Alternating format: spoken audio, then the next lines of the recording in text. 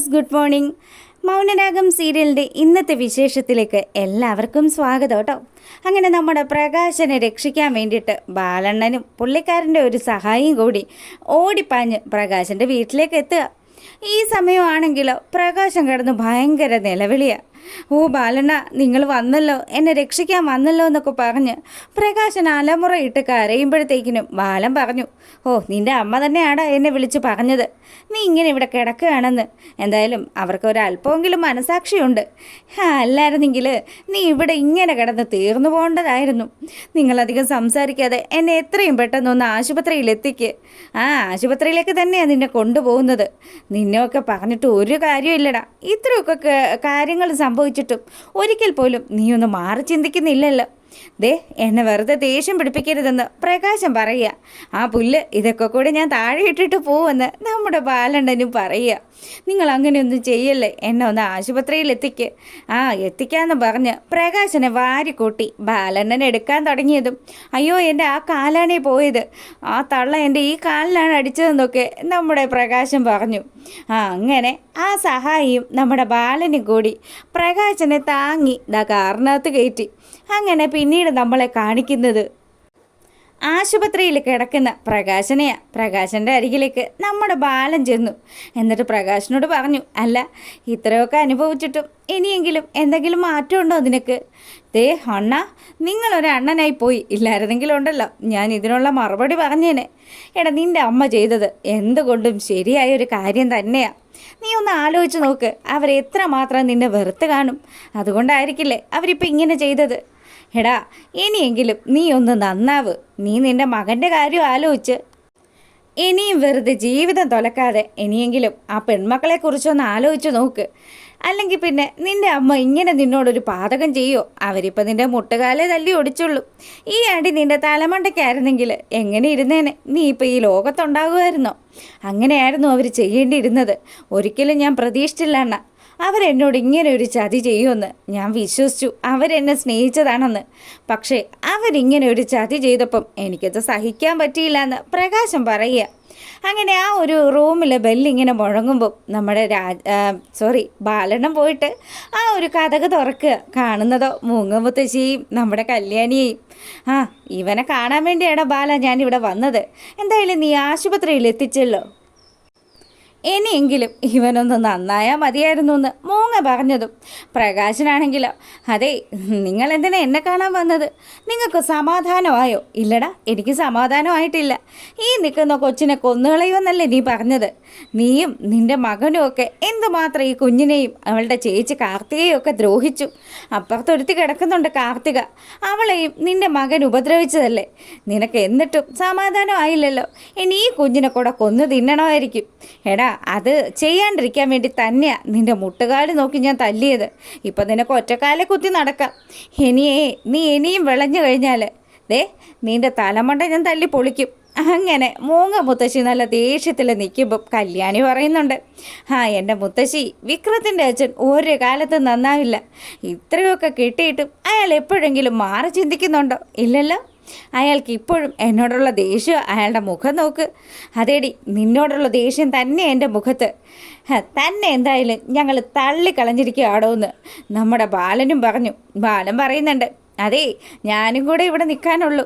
അപ്പോൾ ഉടനെ തന്നെ നമ്മുടെ കല്യാണി പറയുന്നുണ്ട്, ബാലമാമ മാമന് പോകണമെങ്കിൽ പോയിക്കോട്ടോ, ഞാൻ ഓഫീസിൽ പറഞ്ഞിട്ട് അവിടുത്തെ ഹരിയേട്ടനെ ഇങ്ങോട്ട് വിടാം. എന്തായാലും ഇയാളെ നോക്കാതിരിക്കാൻ പറ്റില്ലല്ലോ, അമ്മമ്മയാണല്ലോ പണി പറ്റിച്ചത്.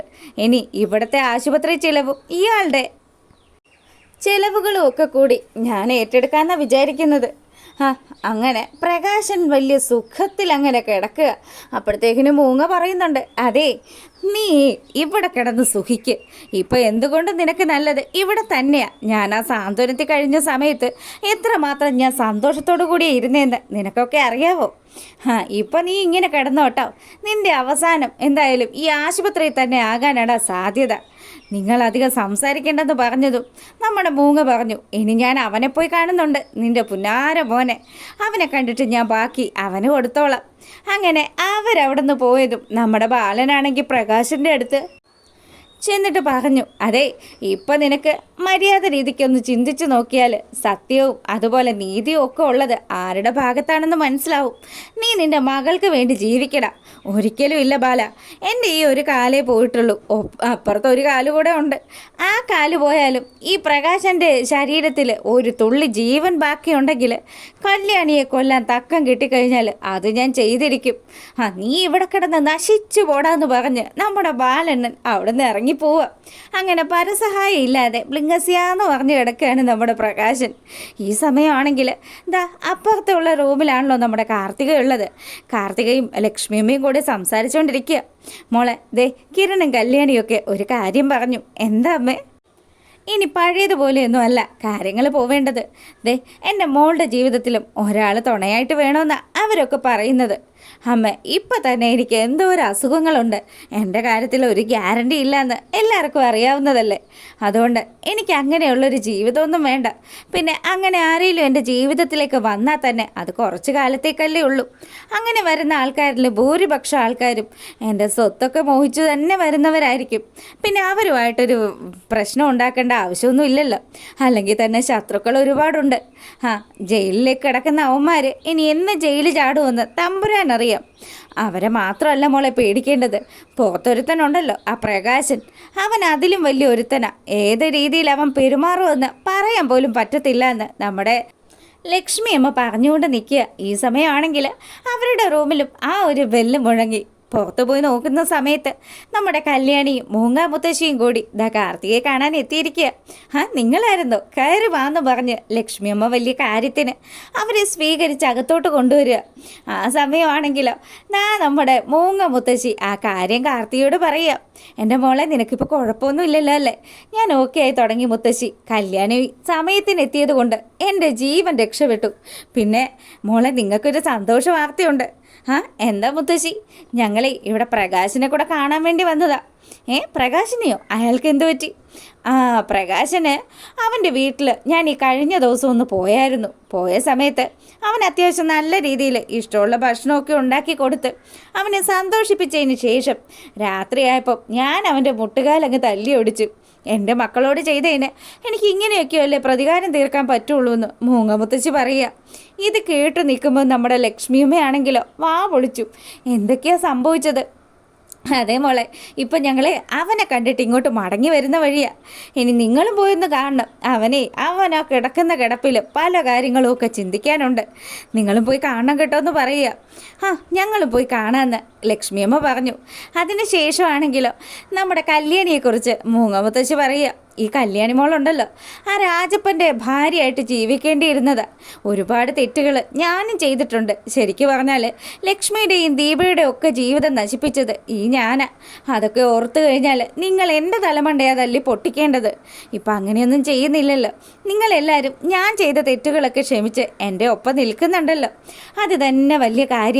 അങ്ങനെ നമ്മുടെ മുത്തശ്ശി സംസാരിച്ചു. അതിന് ശേഷമാണെങ്കിലോ അവരവിടെ നിന്ന് യാത്രയായി. പിന്നീട് നമ്മളെ കാണിക്കുന്നത് നമ്മുടെ ഗംഗാപ്രസാദും അതുപോലെ വിക്രവും കൂടി ജയിലിലിരുന്ന് സംസാരിച്ചുകൊണ്ടിരിക്കുക. എടാ, ഇവിടുത്തെ ജയിലായതുകൊണ്ടാണ് ഇങ്ങനെയൊക്കെ. ഞാൻ ചെന്നൈയിലായിരുന്ന സമയത്ത് അവിടുത്തെ ജയിലൊക്കെ നല്ല സിമ്പിളായിട്ട് ചാടിയിട്ടുണ്ട്. എനിക്ക് പുറത്തും ഒരുപാട് ആൾക്കാരൊക്കെ ഉണ്ടായിരുന്നു. ശരിയാ ചേട്ടാ, ഇപ്പോഴാണെങ്കിൽ എൻ്റെ അച്ഛനെ പോലും ഇങ്ങോട്ട് കാണുന്നില്ല.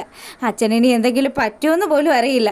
എടാ പോട്ടാ, അങ്ങേർക്ക് വല്ലതും സംഭവിച്ചാൽ, അയാൾ ചത്തുപോയി കഴിഞ്ഞാൽ ആരെങ്കിലും നാട്ടുകാർ ഇവിടെ വന്ന് വിവരം പറയാതെ ഇരിക്കുമോ? അങ്ങനെയാണെങ്കിൽ നിന്നെ ഇവിടുന്ന് അവരാ ചടങ്ങിനെ സംബന്ധിക്കാൻ വേണ്ടിയിട്ട് പറഞ്ഞു വിടുകയും ചെയ്യും.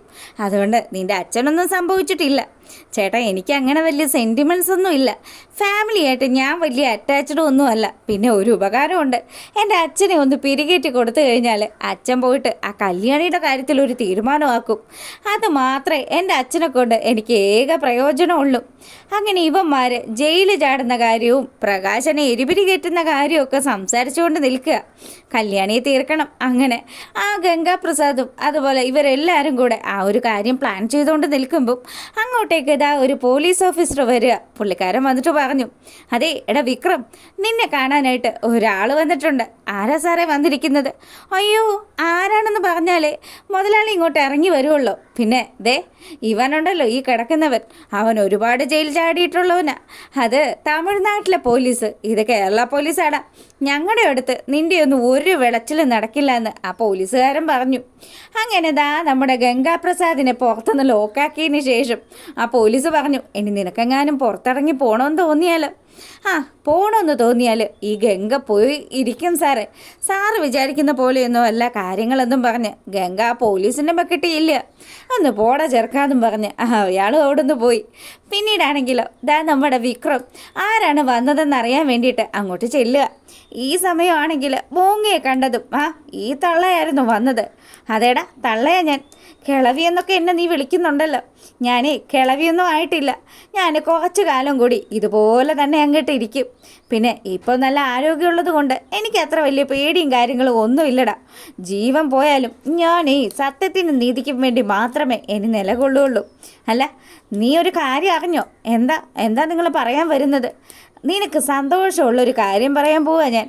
നിൻ്റെ അച്ഛനിപ്പോൾ എവിടെയാണെന്ന് അറിയാവോ? ആശുപത്രിയിലാടാ ഉള്ളത്. ആശുപത്രിയിലോ? അച്ഛൻ എന്ത് പറ്റി? നിൻ്റെ അച്ഛനെ ഞാനൊന്ന് സ്നേഹിച്ചതാടാ.